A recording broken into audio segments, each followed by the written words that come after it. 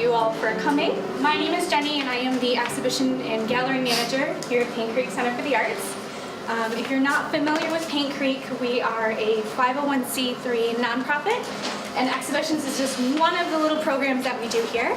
We also offer art classes for all ages, as well as the Art in Apples Festival, which is our biggest fundraiser of the year. It provides about 65% of our operating budget and makes exhibitions like this possible. So, big deal. So I'm just going to jump right into questions. We're going to just work our way down and it should be good. And then we'll open it up to the floor. If anybody has any questions, they can address everybody or kind of ask in particular. Okay? I'll just have you start by introducing yourself and maybe pointing out which works are yours since there are so many different pieces here, and then maybe say where you're from.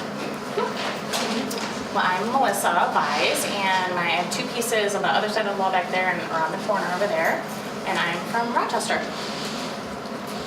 I'm Christopher Schneider from Hamtramck, and the 4 white frame pieces on the wall are mine. Hi, I'm Michelle Lundgren. I live in downtown Detroit, Michigan. I'm almost 70 years old, so it's some kind of an incentive for anybody. If you want to get started, you can do it until you die. My work is 2 pieces on the walls over there. They're the very muted, faded, kind of soft pictures. One of the trailer and one of the boathouse. Thank you. Hello, I'm Justin Cox. I have 3 pieces located on the petition right there next to the doorway. I'm from Temperance, Michigan. Hi, I'm Jessica Van Flutteren. I'm from Waterford, Michigan, and my pieces are of the elephants and the bees in the back. I'm Hannah Cordy. I'm from Dearborn Heights, and my pieces are the 5 over there of all the women, the Women's Project. I'm Gene Meadows. My work is behind me. I'm from Royal Oak, Michigan, and thank you for choosing our work. Hello, my name is Italia Millán. I'm originally from Mexico. I live in Auburn Hills, Michigan, and my work is part of a series called Nocturnal Landscape, and those plants, colorful plants in that wall. Hi, I'm Marilyn Feather. I'm from Shelby Township, and my images are up to the front on the left, the double metal print images that are from my artist in residence in Montana. Thank you. So I'm going to jump right in with a pretty vague question because it's different for each of you, I'm sure. What is it about photography that makes it your medium of choice? I like it because you can capture a moment in time and also bring attention to things that maybe go unnoticed. Sometimes, like the plants at night, that's why I like it. I like photography because I can control it. I can work with it. I love space, and I photograph space. I photograph architecture primarily, and I enjoy it because I can control the light and I can control the space. I'd like to add that I've started photography very recently. I took my first pictures in the 90s, and then I put away my camera for a really long time, and I came back when digital became more popular. So photography today is my medium of choice because it's a lot easier now for anyone. They can pick up a camera and they can shoot. But I feel I have a perspective and an eye, and when I see something, I'm so enamored of it, and I can actually save it. And so that's why I love photography. So in this exhibition we have both digital photography as well as film work. The process is very different for both of those. Are there any pieces of equipment that you feel are the key to your success as far as like this one thing is the actual thing that makes my work exceptionally different than other people? My brain. There you go. I think all the equipment, digital, analog, I think that your experiences with life and using your brain to control those experiences, and I think that's the biggest tool.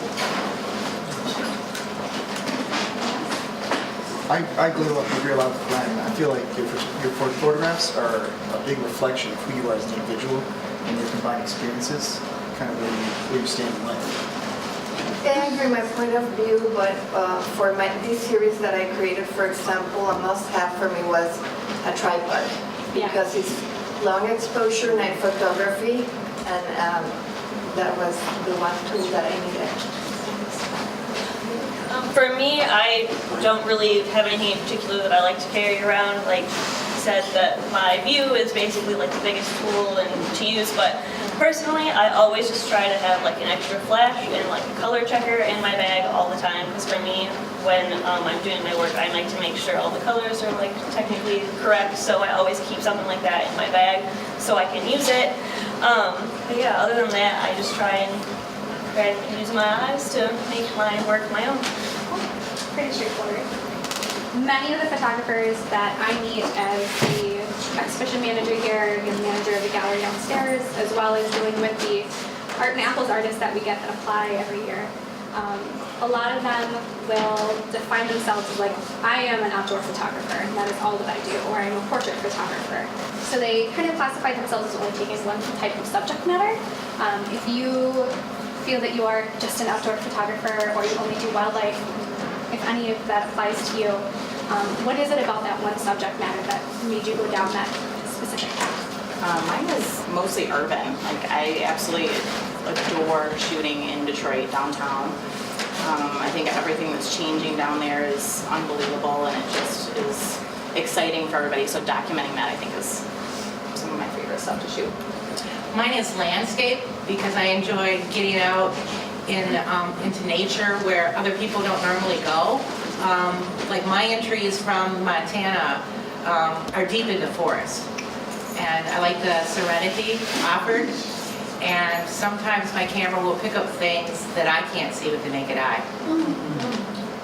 For those of you who maybe don't only shoot one type of photography, like maybe you're not just portraits or headshots, for someone like you, for example, who takes pictures of a lot of different subjects, what is it that when you look at a photo, you kind of go, that's the one? Is there something that you look for in that?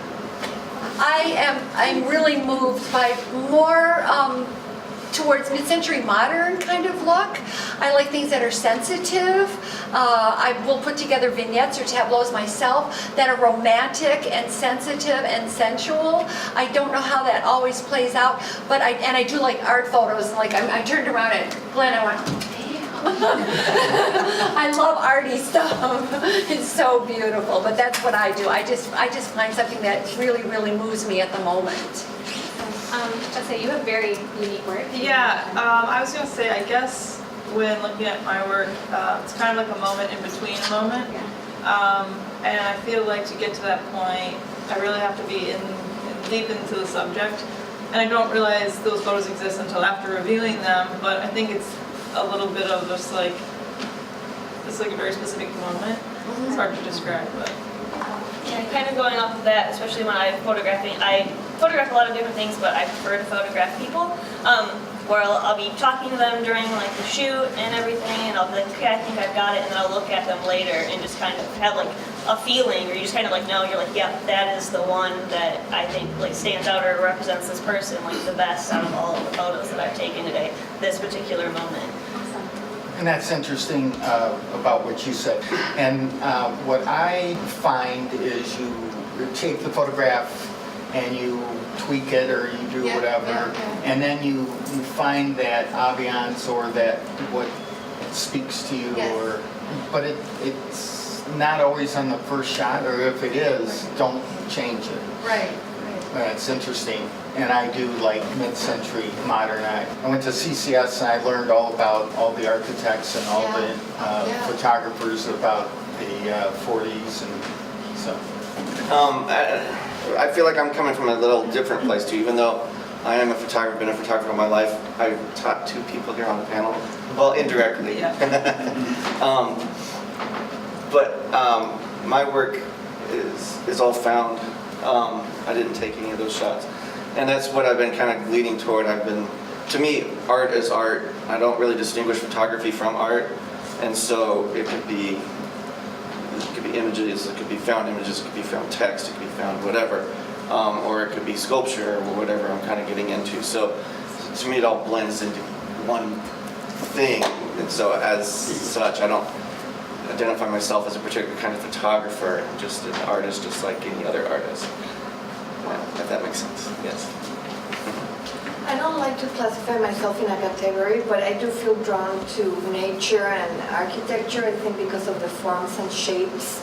And usually when I think about a series, I do have an idea of what I want to create. And sometimes I get pleasant surprises in the process, but I think I have a mental image before the fact of what I want to create. And I work towards that.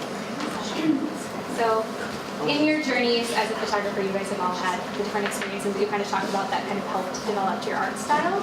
Having offered classes here at Paint Creek Center for the Arts, is there any advice that you would give to people who are, maybe just starting to dabble in photography, or maybe just a little bit nervous to take the leap and just commit fully to it? That you would like? I would say don't be afraid to experiment.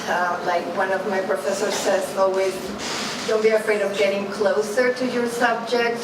Try different angles or techniques, and you'll be surprised of what you learn and find you like. I guess I would also say specifically to my work, I had applied for funding and grants for years before I really got the funding to shoot this work, and so really being persistent and not giving up is so important. Because if I had given up after like the first round of grant rejections, I never would have got to that point.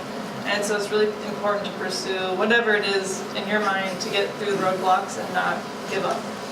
You gotta be yourself. You gotta be original. You can't be a jack of all trades. You gotta be the best at this thing. And it doesn't matter if it's a small thing, because that's what's gonna make you stand out. That's what's gonna make you employable. That's what's gonna make people seek you out. If you're just doing what everybody else does, then you're just one of many that could be doing it. I say always be prepared. Experiences happen, good or bad. In my case, it was a flood. And be prepared. It could be a bad experience or a good experience, but it's an opportunity. Everything is an opportunity. Some opportunities you don't want to pick up, but be prepared. If I may, don't start off with big expectations about buying like a big expensive camera. Start off with a small, inexpensive camera that you're comfortable with. Even a Sony CyberShot point and shoot with high pixel range. You want like 24 megapixels so that you get a really tight picture. You want as many zooms as you can get, 50 zoom. You can do this for under $400 for a little tiny camera.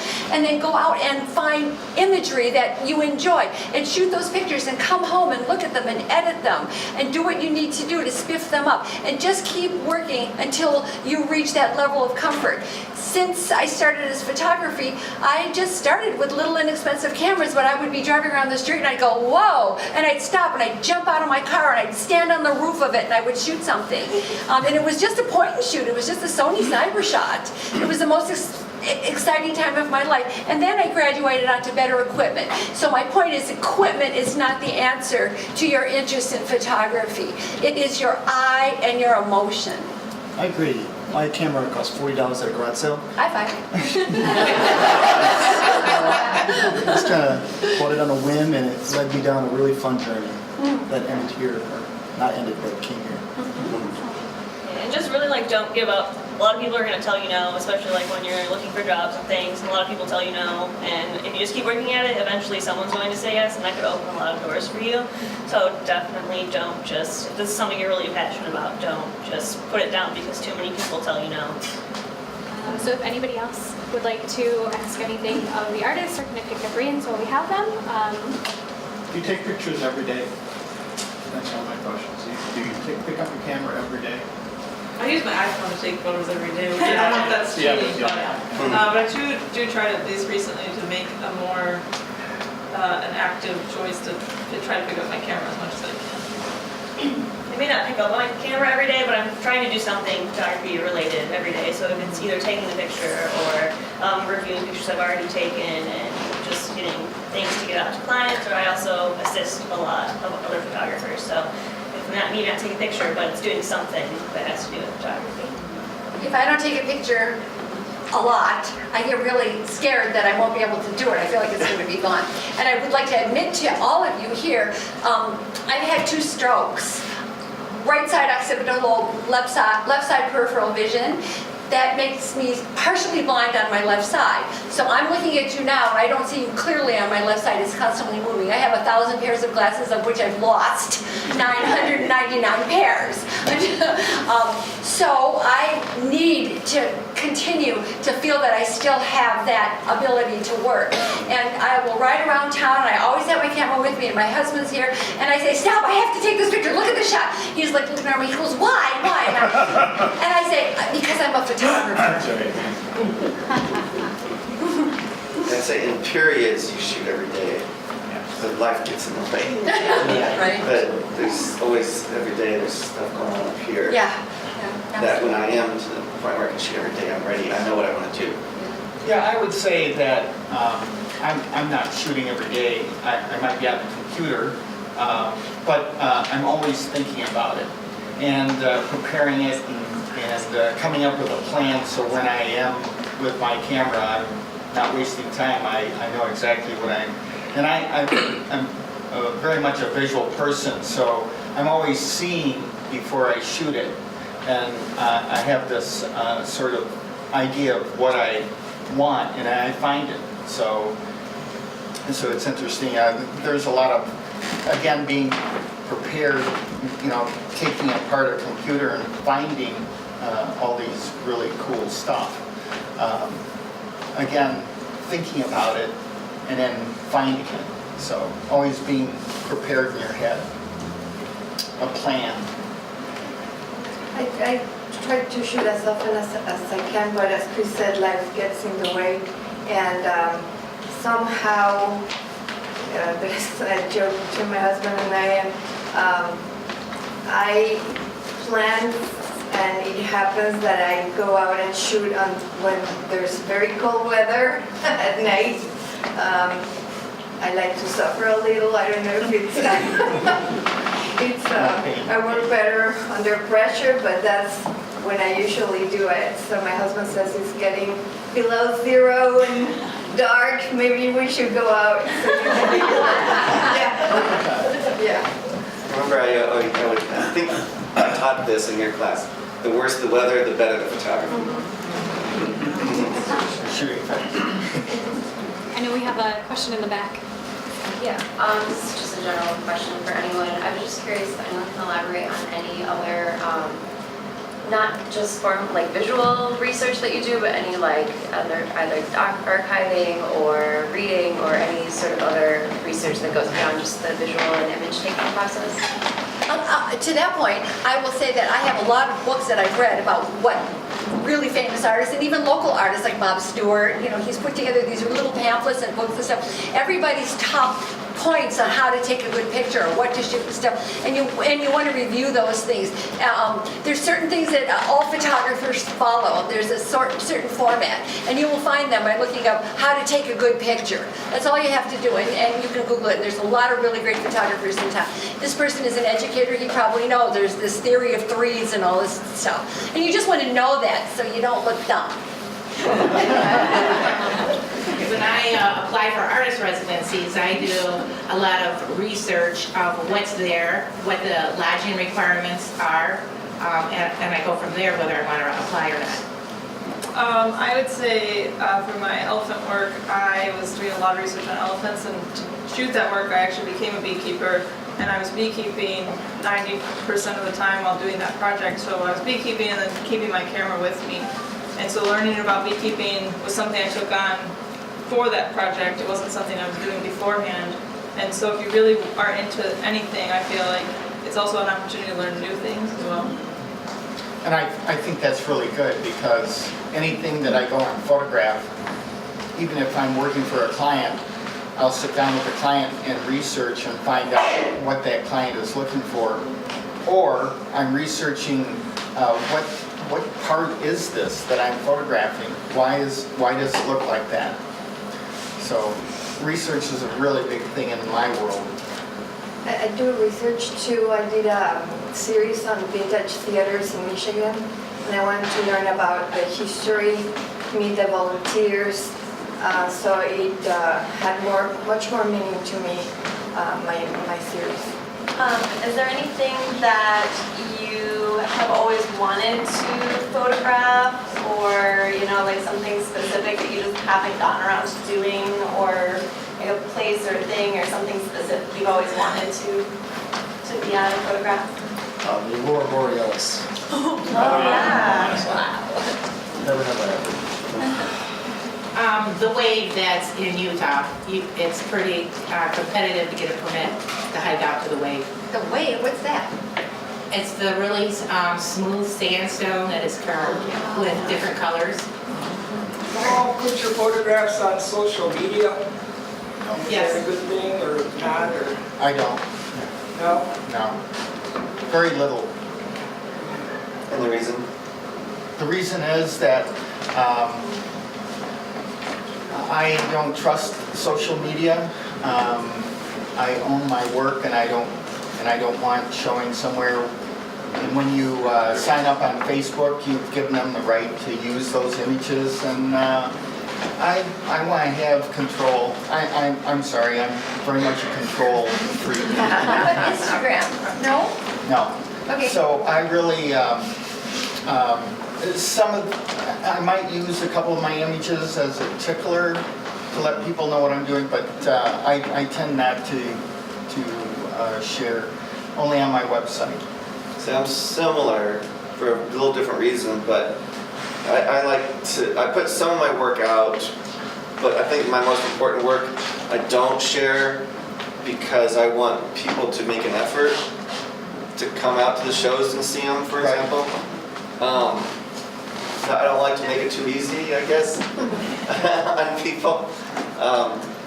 Because I find it special, and I don't want to just like throw it out there like it's like anything else, like it's a picture of somebody's dinner. Okay, smart Alec. He's the one that wants me to stop posting everything on Instagram and Facebook.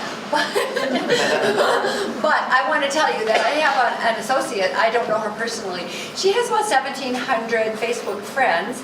She is constantly being picked up by magazines and all kinds of online media, and they're paying her. She has 17,000 friends? I can't remember, it's like this huge amount. They're picking her up and paying her. She has all these friends, they give her all these accolades. She's in New York Times Magazine, yada, yada, yada, Flack Magazine, Pick Me Up, there's all this kind of crap. I look at her constantly and I'm going, what? I don't know how to do all that stuff that she does, but I started doing it too, and I'd like to get that kind of feedback from people that I love your work, from all over the world. And subsequently, I read other people's posts, and I look at this photography and I go, oh my God, look at this, look at this. I'm inspired by that, and it's immediate. I don't have to wait to see you at a street art fair by chance. I get into my Instagram, and I look at it, and it does inspire me. It really does, and I feel like I'm in a group of people I only want to be friends with, or on Facebook or Instagram with other photographers and other people of the same intellectual quality that I seem to think I have. I agree with you. I'm on like Instagram a lot, and Well, I think we'll be that, friends later. yes. I only started shooting about a year ago, and I actually started with my cell phone, the equipment thing, and moved to DSLR later. But it's a huge support, especially like in Detroit. There's definitely a huge group of photographers, and they support you and you support them, and everybody's inspired. And it's a great way I to love share. it. Presentation has always kind of been a stumbling block when I think about being an artist. I see so many ways of doing it. How do you decide whether to go with that frame, or that frame the background, or the canvas print, or the frame, or the plexiglass, or the metal? So many ways to do it. How do you decide what's your process on your presentation medium? Well, that's actually glass, and the glass is Starfire, which is gives no iron. It has no iron in it, and those images are on a polycarbon. So again, I do a lot of research, and I try to figure out things and the look, and and I put a lot of time into that. And I didn't want a frame around it. I wanted the pieces to be the object, not a frame or anything to close it. I just wanted it to, this is what it is, as straightforward, and even putting the standoffs on just to keep it away from the wall so the light hits it and gives a little shadowing behind it. So I chose the metal print. This is the first time exhibiting metal, and especially the double metal, because I wanted the subject matter to jump out at you. I wanted you to see what I saw when I was deep in the forest. I chose, most people don't frame metal prints, but I chose the metal, the frame, because I was exhibiting it and I wanted it to be sturdy on the wall. If you will look around, you will notice that they're mostly minimalistic black frames in various dimensions and various elements, like could be wood or metal or 2 inches or 1 inch or whatever. But it's very minimalistic because we don't want our art to compete with the ornamentation of an overwhelming frame. oh, good. I wish I could have said that. Thank you. How do you see the relationship of drawing to photography? It depends what your process is. So I think a lot of photographers are spontaneous, like the wildlife photographers are spontaneous. Maybe somewhat with Jessica kind of responding to what's happening, where she's at. And then there's others that are more, like myself, that are more, I guess, conceptual, where I've preconceived the idea and then I have a sketchbook, I sketch things out and then I kind of find ways to make it possible. So I think it depends on the kind of photography that you take on. My relationship is I love graphics, and that's why I chose architecture is what I do for a living. And I like the ability to foreshortening, and I learned all that in illustration and drawing, and before that I inked on vellum. And these remind me of those experiences I had as a youngster inking on vellum. The polycarbonate is like a vellum. So actually putting the images, it's the closest thing I could get to drawing. I don't know what your name is, photographed in Jessica. When you don't necessarily speak the language and you're maybe taking photos of people, and let's say they may feel threatened, or how do you kind of get a sense across to them that, you know, this is okay, get their permission if you can't speak their language? How do you do that? So I do try to study the language before traveling. Obviously, it's still hard. You can't become fluent in 6 weeks. But I would try to find like a translator or work with somebody who understands to help explain to them what I'm doing. Luckily with this work, most of the farmers that I would interact with, they saw me over and over and over again over the course of 4 months. And then it's just kind of like a relationship that you can trust with yourself and with the subject. I'm highly sensitive to that. I'm really cautious. But I was lucky enough to build really healthy relationships with the people I was photographing. And I also wasn't coming at them being like, I want to tell your life story. They wanted to share their story because they were like, I have elephants in my backyard. This is scary, this is dangerous, and I want help dealing with it. I want people to know that this is happening. So they were really willing to open up that relationship with me. Yeah, but it's like an intuitive feeling, I suppose. I'm just curious, how many of you actually come from a drawing or painting background? Not personally. My husband is a world famous illustrator and rock and roll poster artist from back in the day, 66, 67. He did all the rock and roll posters for the Grandee Ballroom. He's very well known. He has 3 books published. I was his rep. I was someone who was involved with this career as an artist, as a painter. We learned how to do reproductions together. So my background was being his artistic support. So I learned it all, and one day I said, I need an art. Does anybody do this full time and support themselves with photography, or is it just part time? Full time. Full time. Full time. 30 years. You know, there are street art fairs and things if you really want to schlep, and I do. Yeah, I did it before I had my brain damage, and so I will go out and I will try to book really nice, high-quality shows, but that's a whole different business in itself, and that's where I sell it. I have a whole body of work. I have 3 books published on my work, but I have prints, I have posters, I have greeting cards, note cards, all of that my husband and I print ourselves. You know, we will do all the formulation, we will do everything, the art, we'll size it all, we'll take it to our little printer and stuff, and we'll knock it off. But everything is hands-on. So I do make my money by reproductions. I'm still pretty, oops, sorry, go ahead.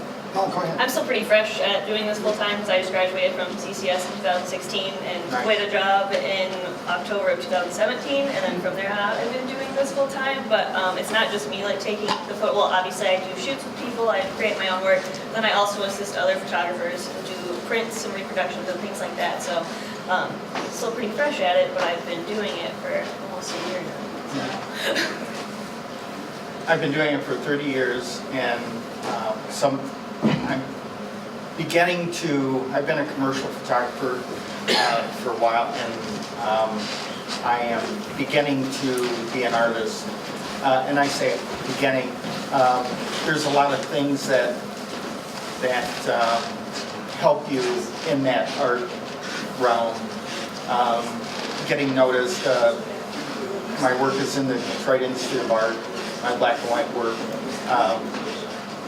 Printing black and white prints, and so now I'm getting to the point where I really enjoy the commercial work, but I also enjoy my art, and finding the opportunity to express myself in that.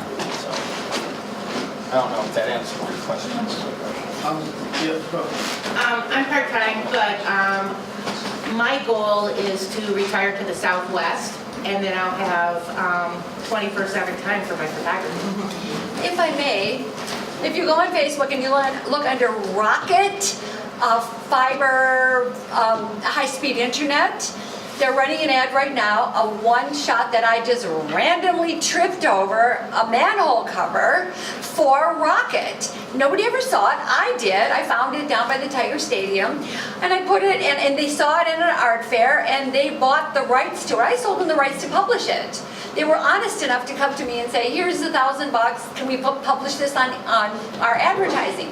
So you will find that it's a manhole cover. That's nice, a little bit of cheddar here and there. And the rest of my stuff, I pretty much don't market it as of such, but I do try to get it out there one of my pieces was picked up for the lobby of the Kresge Institute's headquarters over on Crooks and Big Beaver. So that hangs in the lobby. So I have a little bit of agent out there, you know, a little bit of people that are out there supporting my work and trying to sell rights to your work. You want to retain your own work, you want to retain your copyright, you have first reproduction rights, second reproduction rights, very limited reproduction rights, what do you want to use this for? And that's the aspect of business that artists tend, if they're emotionally involved, tend to forget. I've been doing it for like 47 years with my husband's work, so I know how to do that. But I don't suspect that everybody does, and nobody ever gives these classes in college, seriously. Follow-up question, how do you market your work?